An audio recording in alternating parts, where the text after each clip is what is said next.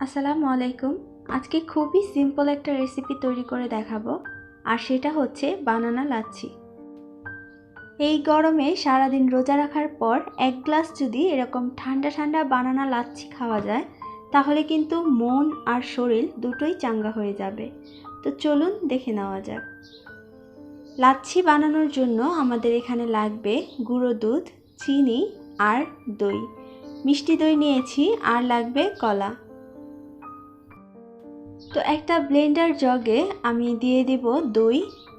দই এখানে half cup থেকে একটু বেশি আছে। দইটা আমি একটু নেড়ে মিশিয়ে নিয়েছি, তারপর দিয়ে দিচ্ছি। আর আমি এখানে দিয়ে দিব গুঁড়ো দুধ। গুঁড়ো দুধ এখানে 3 টেবিল চামচ পরিমাণ আছে। আজকে আমি 2 গ্লাস পরিমাণ শরবত তৈরি করব বা লাচ্ছি তৈরি করব। দিয়ে দিচ্ছি পরিমাণ মতো চিনি। চিনিটা আবার দেওয়া যাবে। আর এখানে আমি একটা মিডিয়াম সাইজের কলা দিয়ে দিচ্ছি। কলাটা অতিরিক্ত দিলে লাচ্ছিটা অনেক ঘন হবে। আপনাদের পছন্দ মতো লাচ্ছি তৈরি করে নেবেন।